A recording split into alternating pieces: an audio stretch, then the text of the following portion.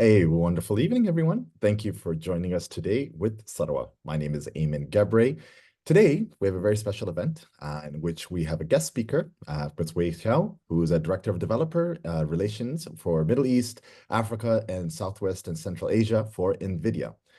And the reason we're hosting this event today is to give each and every one of us a better opportunity to better understand NVIDIA. Who are they? What are they doing? What are the technologies that we're seeing, people are talking about today?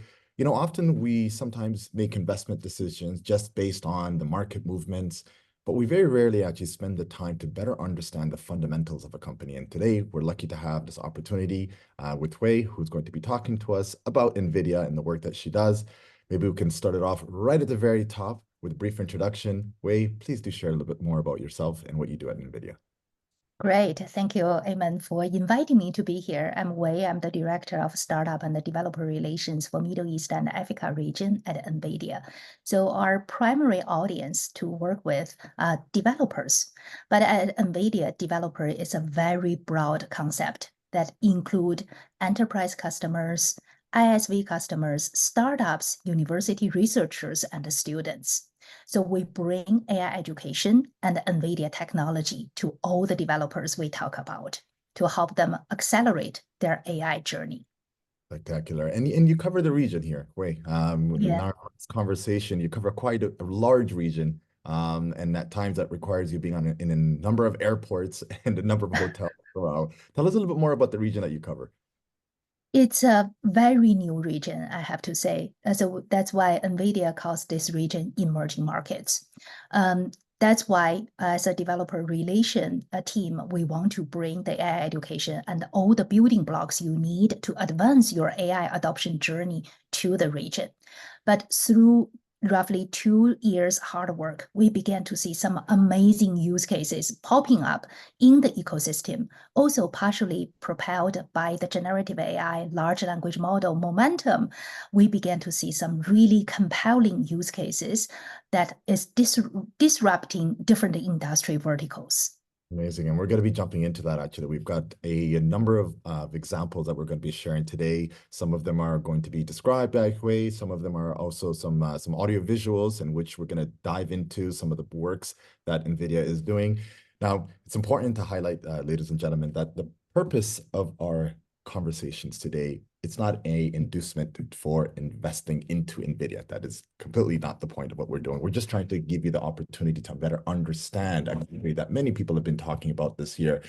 Obviously, we've seen it reflected in the stock market. So very important to note, this information provided today in this webinar is for general information purposes only and should not be considered investment advice by Sarwa.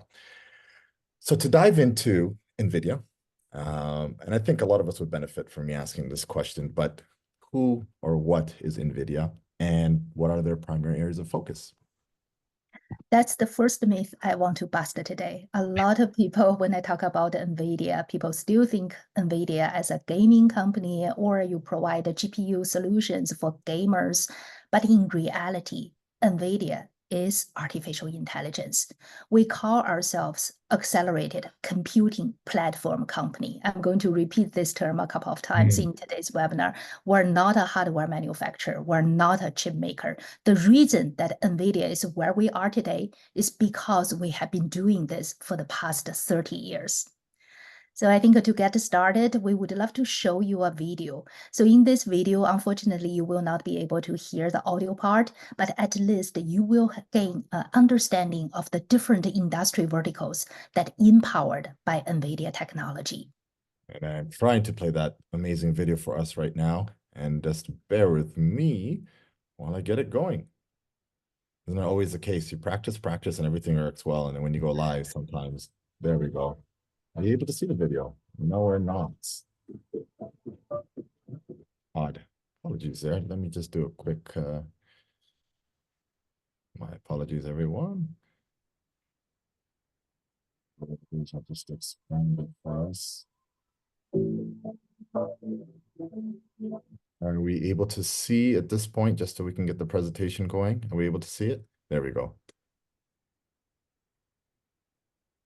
Nope. We can see the video. Oh, you can. Okay. And Yeah. if I maybe if I just do full screen. No. Oh, there we go. Now we should be able to do it. There we go.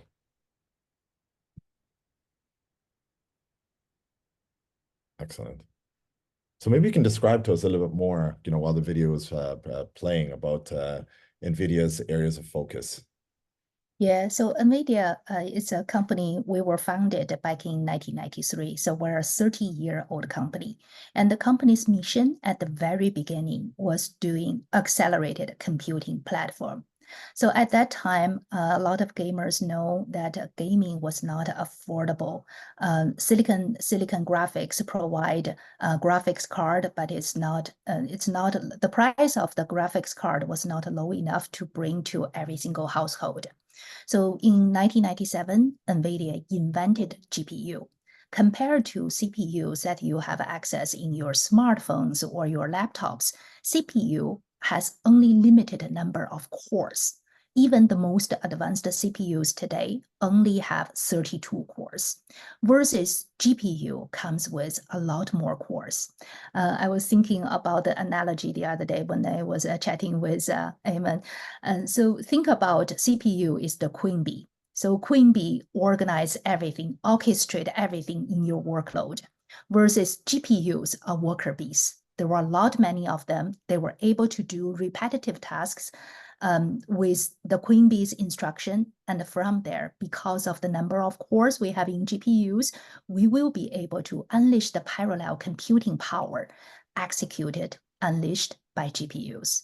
So from the video, you can see from healthcare to robotics, from climate change to manufacturing, different industry verticals are leveraging NVIDIA technology to unleash accelerated computing power. So if you want to watch this video with audio input, go to YouTube, search I am AI, NVIDIA. You will be able to find the latest marketing collateral there. We'll also share it, by the way, with everyone who has attended this webinar, and for those who weren't able to make it, we'll share the links as well too for all the videos so that you can benefit from the full immersive experience on there. Now, the developments that you were talking about, Wei, obviously didn't happen in a vacuum. There were predecessors to NVIDIA, and they've done quite a bit of work also in this field, but NVIDIA wasn't really that far off, really. I mean, they've been quietly working in the background. And although people have just recently come to know about NVIDIA, but you've been at this for about well over 30 years. Maybe just share with us a little bit more about the history of the technology itself and how NVIDIA plays a role in what we see today. Absolutely. So within NVIDIA, we have a term that we create a technology, we create a market. That's how NVIDIA started and evolved. So NVIDIA's journey began in 1993. Like I mentioned, we started from rendering. Basically, it's using computer science to simulate the interaction of materials, textures, lighting, so on and so forth. Later on, towards the end of 1990s, NVIDIA invented GPU. Like I said, unlike the CPUs found in your laptops or smartphones, GPUs are specifically designed for parallel computing. Later on, there was a movement called general purpose GPU, GPGPU. Basically, scientists were trying to utilize GPU for general computing, for research projects. At that time, it was not an easy task. The scientists had to convert something like cosine into drawing triangles, polygons in order to make it happen. NVIDIA realized that there was an opportunity there, so we developed what we call CUDA programming model to make NVIDIA GPU fully programmable. Even until today, I think that's the biggest differentiator of NVIDIA's offering. Because our hardware is fully programmable, researchers, developers, students, they were able to develop different type of applications on top of NVIDIA GPU. So we are able to build a strong ecosystem around this. In 2012, AlexNet AI, one of the first image classification machine learning model, utilized NVIDIA GPU to train their machine learning algorithm. NVIDIA again realized the opportunity is there, and we began to pivot heavily into artificial intelligence. In 2016, NVIDIA invented the first type of a supercomputer, world first supercomputer called the DGX-1. In DGX-1, we combined 8 GPUs together in order to fully unleash the parallel computing power. In that year, our CEO, Jensen, hand-delivered the world's first supercomputer to a young startup in San Francisco. That startup is OpenAI.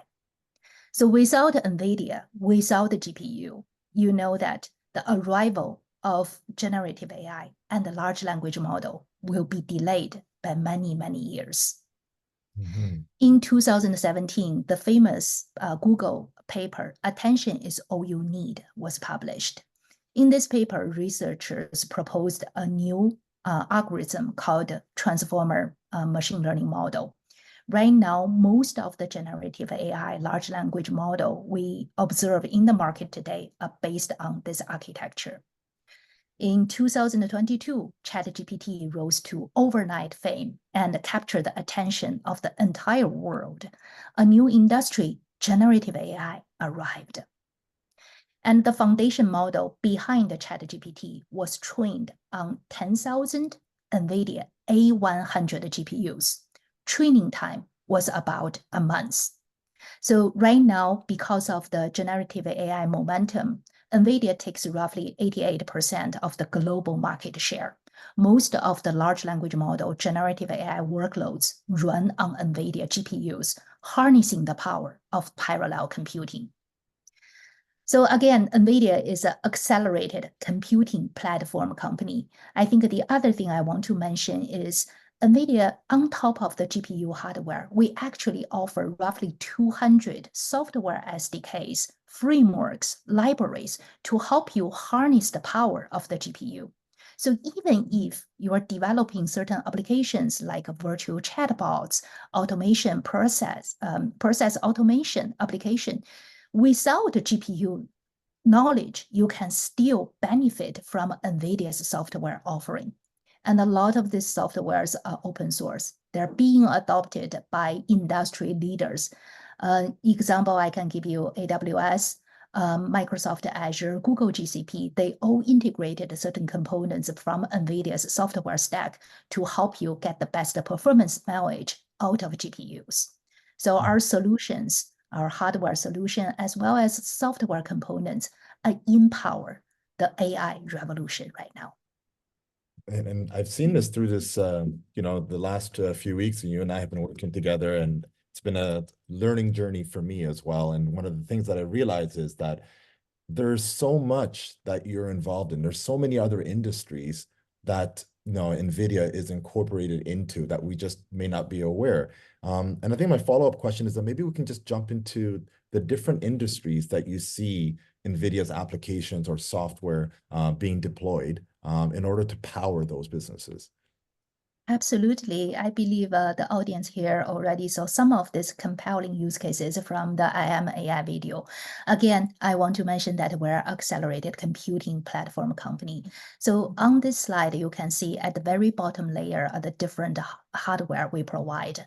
On top of GPU, in the past few years, we also rolled out CPU and the DPU. DPU stands for data processing unit. They're being utilized by data centers globally. And I think the reason we're leading the AI market now is because we have an ecosystem of applications on top of our hardware built upon CUDA programming model. NVIDIA offers hundreds of different types of libraries and SDKs to help you build your solutions on top of the GPU components. So even without the hardware knowledge, you will be able to develop GPU-enabled applications using your own domain knowledge. NVIDIA's GPUs are widely available through hyperscalers like AWS, Microsoft Azure, Google GCP, Oracle OCI, through system builders like Dell, like HPE. We make these platforms available, but what makes it truly shine is the software components that NVIDIA builds. Within NVIDIA, we actually have more software engineers than hardware engineers. And because NVIDIA already invested into these framework components, as developers, as startups, as application solution builders. This help you significantly reduce your time to market. You can simply leverage the Lego pieces that NVIDIA provides to build your solution, and also help you reduce your hardware investment cost because everything is being fully optimized for NVIDIA GPUs and other hardwares. I understand. So, um, we see that this is applicable when it comes to data processing. I think we were talking about last time about designing shop floors, for major businesses. But really, at the end of the day, I mean, the core thing that NVIDIA is known for is generative AI. Maybe if we can just spend a few minutes to talk about generative AI and what it means. Especially in light of OpenAI, everybody's talking about that, and they know that the precursor or the key development of the success of OpenAI is NVIDIA. So maybe we can spend some time talking about generative AI. Sounds good. Yeah, generative AI, as its name implies, there is a generative part within it, which means you will be able to utilize the AI algorithm to generate new content. So generative AI enables users to quickly generate new content based on a variety of inputs. It can be image, can be text, sound, animation, 3D, so on and so forth. So generative AI models use neural networks to identify the pattern and the structure within existing data in order to generate new content from there. One of the breakthroughs with generative AI is the ability to leverage different learning approaches. We call them unsupervised learning or semi-supervised learning for model training. And this gives the developers the ability to easily and quickly leverage a large amount of unlabeled data to create what we call foundation model. And from there, foundation model can be utilized as a base for other AI systems to perform various tasks. Why generative AI has a close partnership with NVIDIA, just because the workload. So some of the foundation models we are seeing in the market today, they're trained with a vast amount of data. Like I mentioned, the ChatGPT foundation model was trained on NVIDIA top-end GPUs, 10,000 of them, and the training time was a month. So you can imagine the amount of data was being fed into the model itself. And because of this large language model related workload, so parallel computing is critical. That's why you need a GPU's parallelism computing power to do the machine learning training and even the inference part.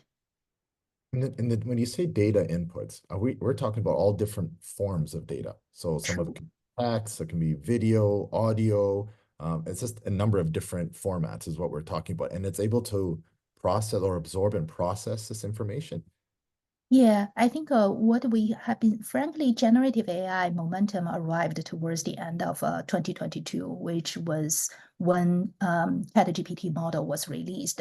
However, in the past 1.5 years or so, I think generative AI already went through a couple of phases.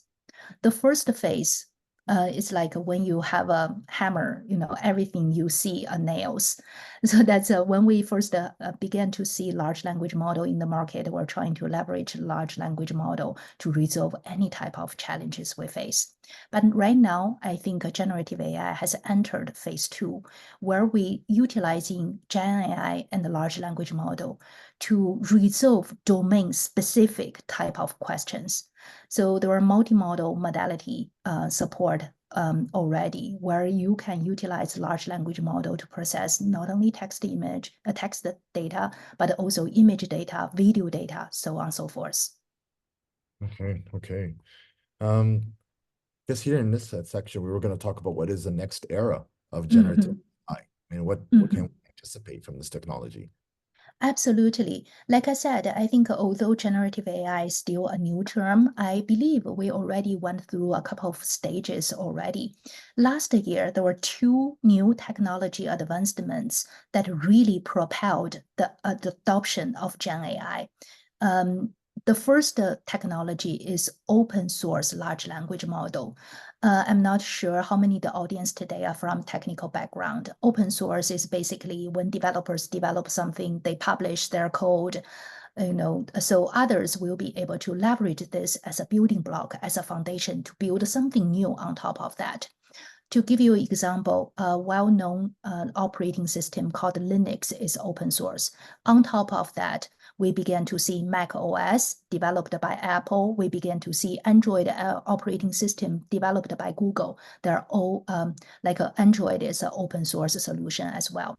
Because of this, we see accelerated trajectory of adoption because players began to open source certain tools. So this is exactly what happened in the large language model domain as well. When ChatGPT first came out, like OpenAI use a closed ecosystem. So even until today, GPT model is a closed ecosystem model. But other players within the ecosystem began to roll out open source models where you can leverage as a base and build your own solutions on top of that by injecting your own data set. Some of the well-known examples, like Meta rolled out Llama model. Right now, they're at Llama 3. Google rolled out the Gemini model, Mistral model. There are many, many more. And the UAE ecosystem, we know Jarvis, we know Falcon large language model. All these models can be utilized as a foundation model. So without train your machine learning model from scratch, you can utilize one of these existing open source models as the starting point, which significantly brought down your training cost. The second technique that became popular in the market last year was called retrieval augmented generation. When ChatGPT was first released, I'm not sure how many audience were able to test it at that time. When you type a question, probably the answer you got was like, oh, I was a model trained 2 years ago. I don't know the information about the question you asked. So because you have to continuously retrain your model in order to pull new data into this. However, with RAG, you can do this in a dynamic way.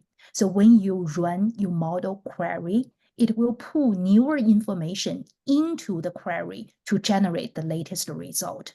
So because of these two technology, the adoption cost of generative AI has been significantly lowered. And in the Middle East ecosystem today, I began to see some really amazing use cases from a virtual chatbot to digital avatar to like a documentation auto processing. They're all leveraging large language model to a certain extent. And That's if I actually may, sorry. yeah, and one more thing I want to add here is from the towards the end of last year and certainly today, we began to observe this trend that when you utilize generative AI to query, to trying to retrieve a result, sometimes you have to have multiple large language models work in concert with each other in order to get the result. This is what we call mixture of experts.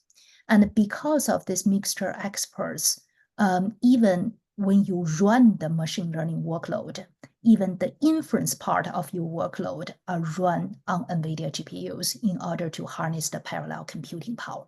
So it's not only the training part of your model, the runtime part of your machine learning model needs parallel computing. I got you. Thank you for that, Wei. So just collectively, we're pushing the technology forward, and especially the fact that this is open source, you get a variety of different minds and different ideas that can essentially pick up right from where the latest technology is at this point in time. You don't have to start all over again. So if you have an entrepreneur or an entrepreneur in this case who has an idea, they can literally just start and have the latest access to the information and technology that's available through the generative AI. And here, NVIDIA enables explosive growth. That's a little more about this actually, or maybe we've already covered it actually. Yeah, I think in general, I believe our audience knows NVIDIA is all about GPU. But I want to dive a little bit deeper into different flavors of GPU just to give you an idea of what type of innovation we're bringing into the GPU revolution. So like I mentioned, NVIDIA invented the GPU back in towards the end of 1990s. And we have been going through so many generations already. For those who got exposure to NVIDIA GPUs, you probably noticed that there are A100, H100, T4, so on and so forth, that's available through hyperscalers. So the number, the character in front of every model stands for the microarchitecture. So some of the names you see here on the slide include Volta, Tesla, Ampere, H100. So H100, H stands for Hopper. And we roll out a new model every single year. That's another biggest differentiator of NVIDIA's offering. So we also make sure we add new innovations on top of each hardware model. So for example, in Volta, we rolled out what we call Tensor Core. So CUDA cores are the building blocks of NVIDIA GPUs. They're designed to handle general purpose computation in parallel. Think them as the workhorse of your GPU. They can do complex education with lightning speed. On the other hand, tensor cores take things to one step further by introducing specialized hardware to do matrix manipulation type of operations. Algorithm is all about mathematics, and a lot of matrix manipulation taking place when you train or when you run your machine learning algorithm.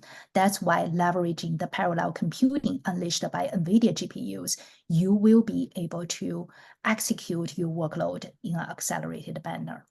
So in Ampere, we introduced what we call TensorFlow 32-point computation format. Is again a way to further help you accelerate your model training. In Hopper, we also introduced what we call transformer engine.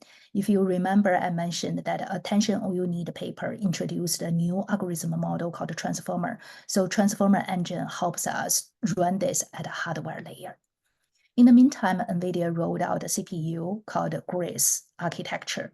We also have a combined CPU and GPU architecture called Grace Hopper. And a couple of months ago, we announced Blackwell GPU. And moving forward, we're going to combine CPU and the GPU into Grace Blackwell as well. So for those of you from a computer science background, you probably know the most time-consuming part in a workload is memory copy. Copy your model, copy your memory from CPU to GPU, copy them back from GPU to CPU. However, by combining CPU and the GPU architecture together, you can have a heterogeneous address. So without memory copy between these different hardware units, you will be able to achieve the accelerated result by moving your memory pointers. So again, what I'm trying to say here is NVIDIA introduced new innovation at the hardware level at each and every single release. That way. Let's talk about use cases. You had given a couple of examples of companies locally who are, utilizing the technology that you have available. Maybe we can jump into some of the examples that are using generative AI. For sure. Let's start it with a startup company based in UAE. They're called MetaDialogue. They actually trained their own Arabic foundation large language model utilizing both NVIDIA hardware and software. So on top of this, they developed their own software solution for customer triage, call center support. And now their customers include Sadaya as well as UAE governments. Absolutely. And there's a good example of that here. And I don't know if anybody in the audience has actually just tried this as yet. It's my first time seeing this, but we can see a sample of تفخر شركة إيموتك بكونها إحدى شركات التكنولوجيا الرائدة في يوكي ليب 2024. And this is completely just generated altogether. There's no human input. There's no human coding per se that's creating this this interface and this dialogue. It's essentially completely generative AI, really, at the end of the day. Absolutely. Yeah, a couple of technology building blocks are being leveraged here, including conversational AI component, including digital avatar component. So as you can see from the slide here, the solution has been adopted by different organizations and the governments within the Middle East ecosystem. Okay, let's look at another example here. تفخر شركة Let's go here. I've seen this making its rounds on YouTube, which was really a joy to see. But maybe if you want to maybe give it a little bit of context before I play the video of what Cam.ai is. Sure, Cam.ai is actually a startup based in Dubai, UAE. They provide this AI dubbing platform that offers real-time content dubbing, basically translate the content in real time into over 100 languages. Recently, they won some major contracts from a major soccer league, Australia Open, for real-time sport broadcasting in multiple languages. Again, in their solution, they fully leverage the NVIDIA hardware and the software in building up their stack. So we're not talking about dubbing after the fact. We're talking about real-time dubbing. True. So I'm watching a live performance and I'm seeing Shah Rukh Khan, having a conversation. It'll dub it into various different languages, and it will actually match the tone, the colloquial way that Shah Rukh Khan would speak. It will match it. And it essentially just needs a few seconds of audio that it needs to capture, and it will match exactly like Shah Rukh Khan. Let's see an example here to show everyone. I'd love to millions of people back home in India who assume that I'm the best lover in the world. Ne le dis pas, c'est faux. Je crois toujours cela. Il y a des gens qui ne connaissent pas mon travail. Live, literally. Yeah. Je me sens vraiment triste pour vous.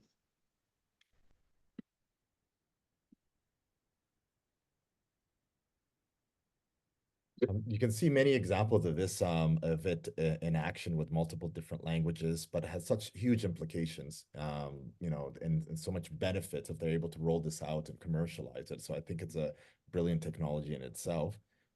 There's other examples that we've seen, well, we haven't seen maybe personally, but other examples in which large organizations such as BMW are starting to use NVIDIA's technology to make their day-to-day in their shops much more efficient and much more cost-effective.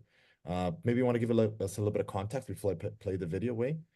Yeah, so like I mentioned, NVIDIA not only create technology, we create market as well. This happened with the gaming sector, happened with the AI sector. And what's happening next is we want to utilize digital twins to disrupt some conventional business. So in this upcoming video you are going to watch, you will see how we utilized rendering technique plus artificial intelligence to simulate a factory floor to help factory planners to maximize their production.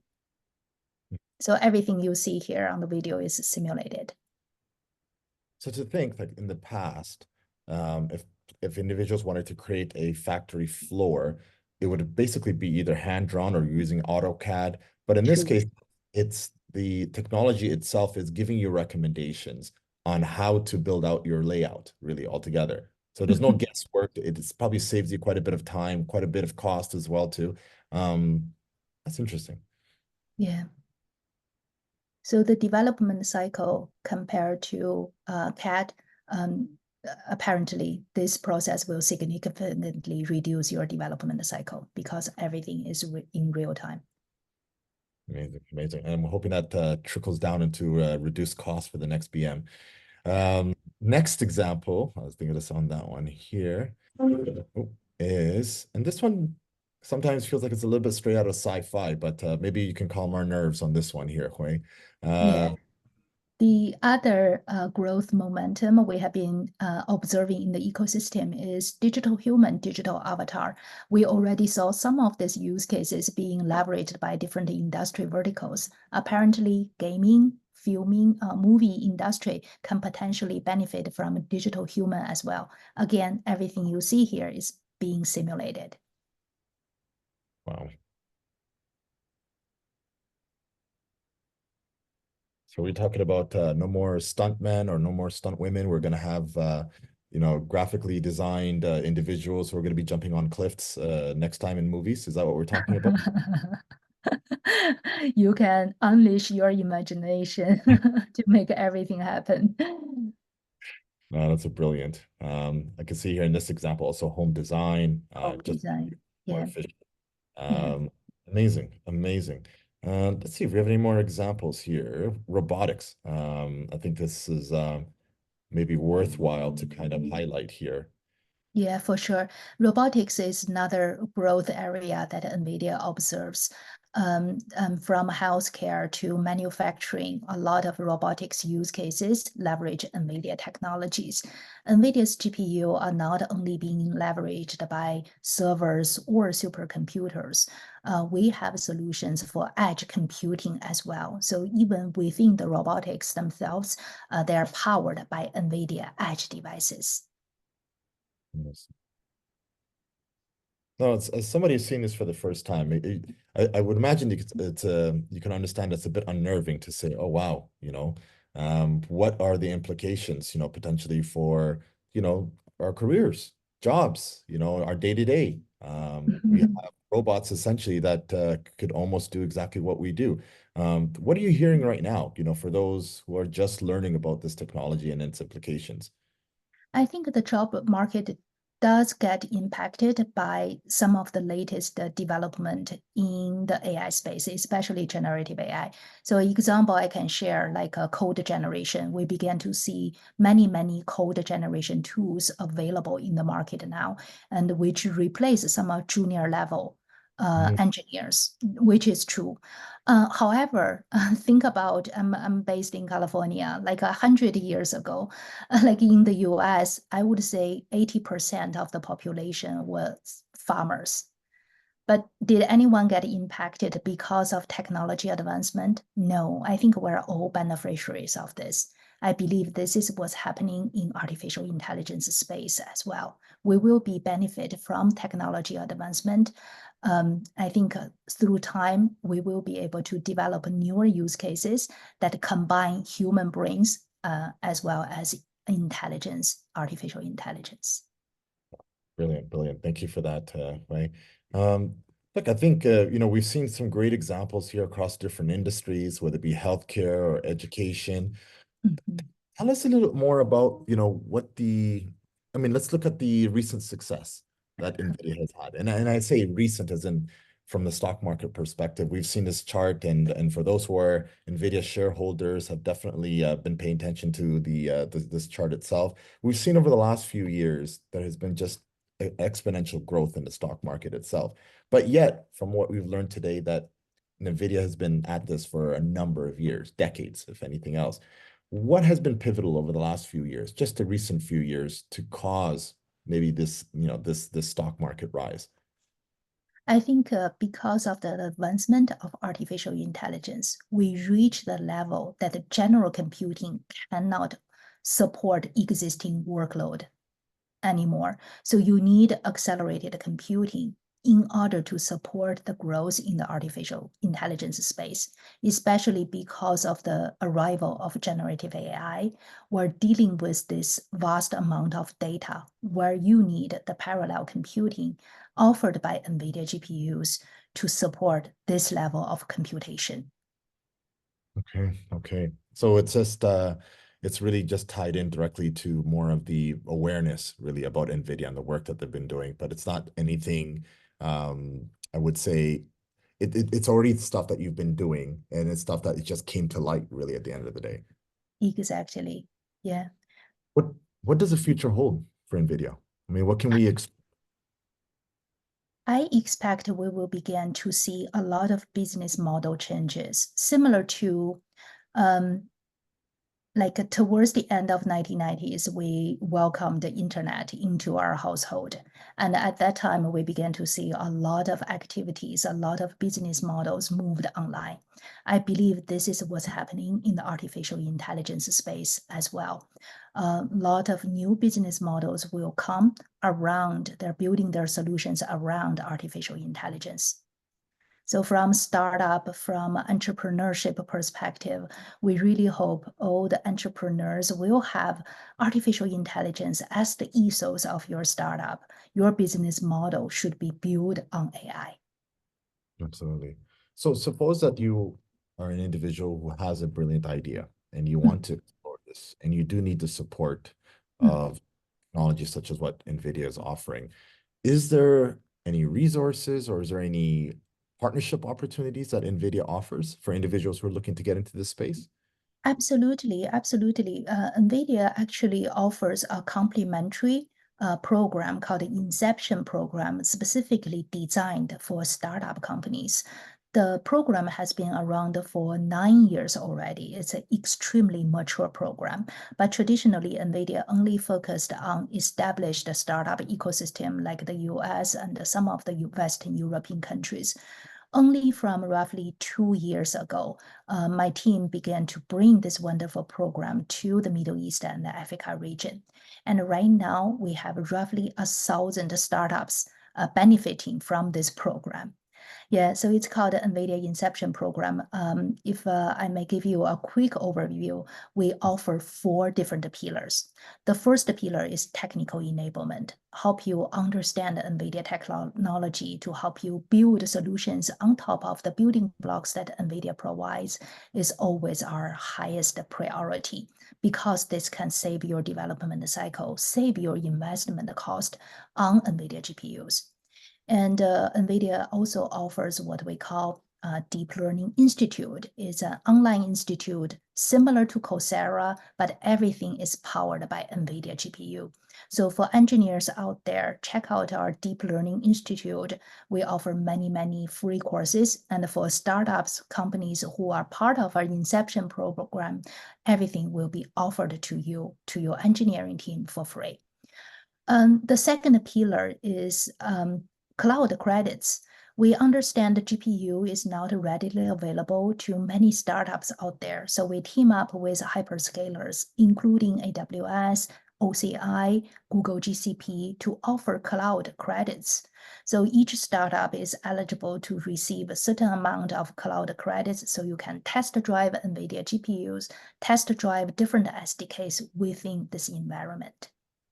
And once you have your solution ready, the third pillar we provide is co-marketing and potentially go-to-market support.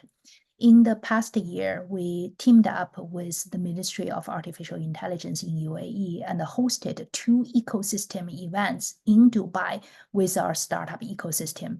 We invited not only startups, but also governments, enterprise accounts, and VCs to celebrate the success of the ecosystem and also to create co-marketing opportunities for our startup members. Meanwhile, we leverage NVIDIA's blog series, PR opportunities, as well as NVIDIA's anchor event called NVIDIA GTC to showcase our startup solution on a global platform. An example I can give you, FortiGuard is a Hub 71 startup. They utilized NVIDIA technology to build a climate tech solution.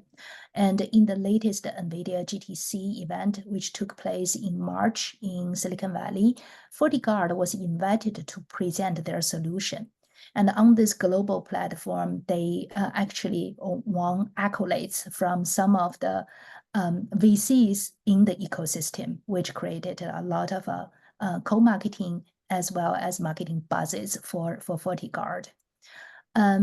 Last but not least, we also have a partner catalog where we demonstrate the success from the startup ecosystem. And the last pillar of the Inception program is called the VC pillar. So in parallel to NVIDIA's Inception program, NVIDIA also offers a VC Alliance program where we already closely work with 700 VCs globally, ranging from small boutique ones all the way to the large corporate fund like Google's Capital G. So when startup reaching funding stage, we're trying to create business opportunities, investment opportunities in between. So again, technical enablement, GPU access, co-marketing and go-to-market support, as well as VC opportunity. So if we have entrepreneurs in the audience today, feel free to Google Inception Program NVIDIA, and you will find more details. Thank you, that's way. And just to note to the audience, if you have any questions, Eamon, you are on mute. I am.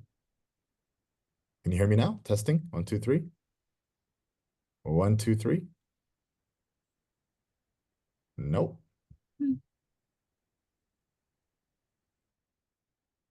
Hello, testing 1, 2, 3. That's odd. We Audience, cannot hear you, or is it hear me me? only? Audience members, are you able to hear me? Oh, they can. I think it's I think you might not be able to hear me, Hui. That's odd. Okay. Seems to be my problem then.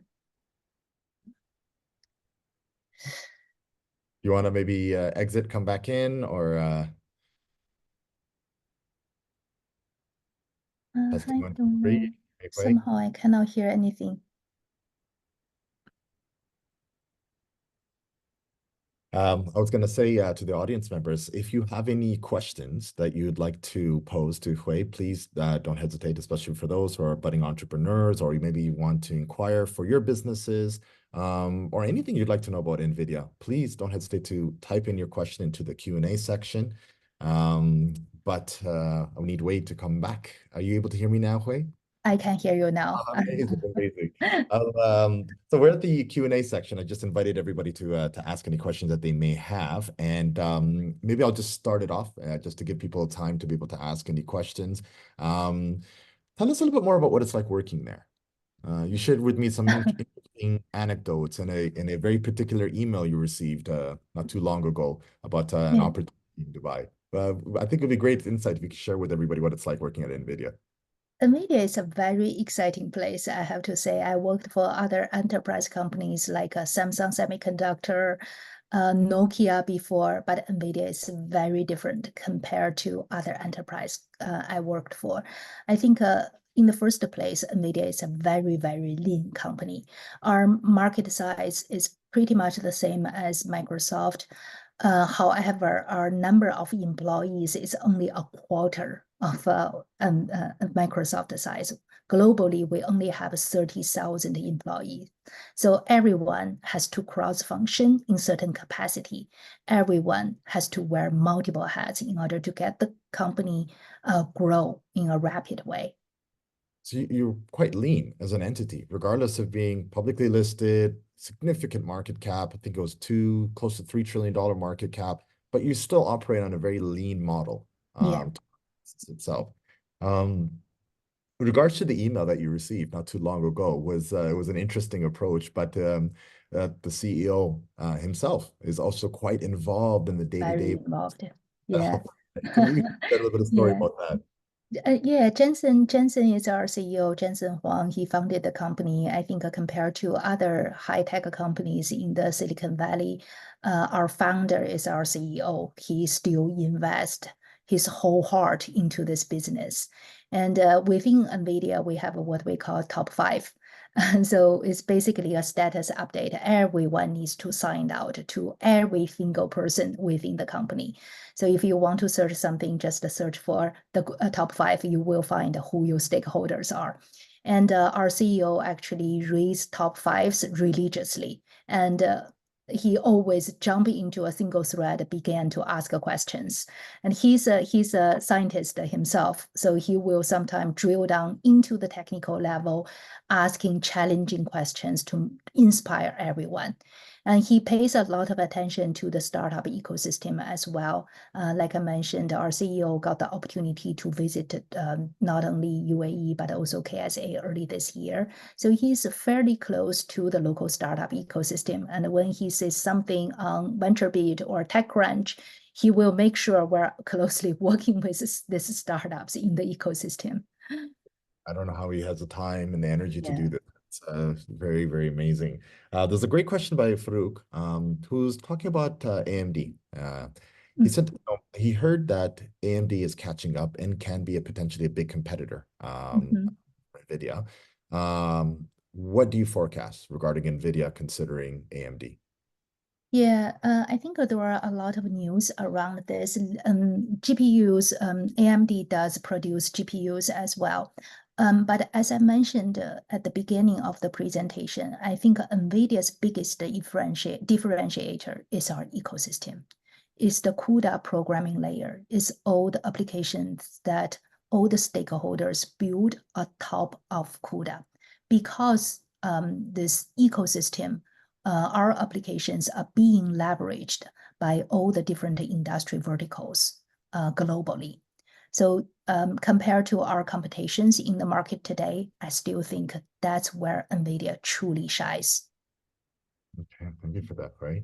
There's a question here, which it's a bit challenging to answer, and kind of goes with the disclaimer at the very beginning where we can't predict, nor do we recommend from an investment perspective. This is really more of an educational conversation, but if there's any insight that you can add, this individual anonymous said, as an investor, I'd like to know how sustainable is NVIDIA's growth, considering how much you've grown as of late.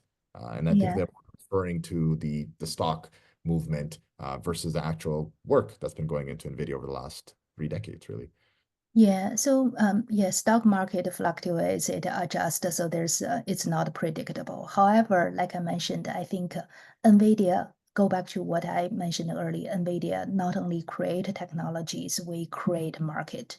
So we keep looking into new domains that NVIDIA accelerated computing platforms can be adopted by different industry verticals. Like I mentioned, we started with gaming, expanded to artificial intelligence, and the new frontiers for us will be digital twin, digital human, robotics. So the opportunities are endless. We will keep looking into new frontiers to establish ourselves. Absolutely. And we didn't get time to cover it before, but you had other examples of other use cases within the healthcare industry that with multi-pronged really at the end of the day, but there could be many different opportunities that you can see NVIDIA being involved in. There's a question by Anil. I think this is probably a little bit more technical, so definitely need your help on this one, Hui. It said, I read about abstract enterprise chatbots. Can I get more details, and is it ready to be sold to enterprises? I saw enterprise AI as one of the business units. That's abstract chatbot. Is that the question? Well, to be specifics, and Anil, feel free to elaborate on this. Maybe you can give us a little help on here. It says, I read about abstract, and it's capitalized, enterprise chatbots. Can I get more details, and is it ready to be sold to enterprises? Okay. Yeah, I will just share what I know. Because of the arrival of generative AI, in the past year, we began to see a lot of large language model powered solution. Not only virtual assistant, but the chatbot, digital avatar type of use cases became prevalent in the UAE, in the KSA ecosystem, which is absolutely true. And because of the advancement of large language model, this large language model powered solutions provide not only excellent level of accuracy, but also higher level of performance as well. So from a government perspective, for example, last year, there was a contest at the government level. They want to leverage startups to build solutions to automate government process. And a lot of the use cases came out of the cohort were virtual assistant related, again, with amazing results. Falcon large language model, TII is spearheading the Falcon large language model commercialization effort with startups as well. I believe around that, we will be able to see even more Arabic related large language model use cases. Virtual chatbot certainly reached a certain level of maturity. A lot of the customer services across different industry verticals, from banking to healthcare, are being replaced by virtual chatbot experience. When you say virtual, are we talking specifically audio, as in you're contacting a call center, and that could be potentially a chatbot equivalent over the phone, or about video is what we're seeing right now? Yeah, like even the digital avatar demo we saw is being leveraged by customer service as well. So chatbot itself is probably large language model powered, but on top of that, you can add digital avatar experience. You can add other nuances into this chatbot experience. By and large, I mean, what has been the feedback from, I guess, the end users? I'm approaching my bank and I go to the teller and I find that there's a screen with a digital avatar. It's a little bit off-putting at first, but by and large, I mean, are consumers adapting to this? Is there a little bit of friction? What have you seen so far? I see adaptation. I actually see more and more use cases that penetrate into different industry verticals, like I mentioned. So I think compared to the Africa region, Middle East is spearheading some of this large language model advancement.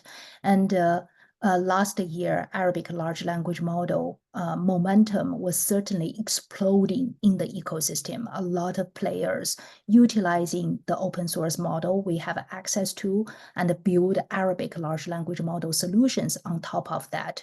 So I do think the market reached a certain level of maturity and customers adapting to this new user experience. And even like Africa, who was on the back seat last year, we began to see in the ecosystem there are more and more African large language model related use cases, virtual chatbot type of use cases began to disrupt this conventional business sectors. Okay, thank you for that, Wei. There's a question here by Anonymous. It said, is NVIDIA considering other manufacturers for their chips aside from TSMC? Right now, I think TSMC seems to be the only one who can deliver the requirements that NVIDIA have. Because on the single die, we're talking about how many chips you can embed into a single die. And seems that only TSMC has the technology. But in the meantime, NVIDIA is expanding our manufacturer footprint in other countries as well, like in Vietnam and some other APAC countries. We began to set up factories. Okay, amazing. So we don't have any more questions. I think it was a lot to absorb from this presentation, and we're going to be sending it out to everyone who made it today and for those who weren't able to make it. But is there maybe anything that you want to share with us before we wrap up for the day, Wei? Anything that we think would be really instrumental for everyone to know about NVIDIA? Again, I think as a conclusion, NVIDIA is not a hardware manufacturer, it's not a chip maker. We're accelerated computing platform company. And because we build this accelerated computing platform, our solution, our technology can be adapted to different industry verticals. And for the entrepreneurs out there, if you're building a new startup, make sure AI is part of your ethos. And I believe you will be able to achieve greater success if you incorporate artificial intelligence into your business model. Amazing. Thank you for your time today, Wei. We really appreciate it. Thank you. It's a real pleasure. And thank you, everyone, for joining us as well. Have a wonderful evening. Thank you. Bye, everyone.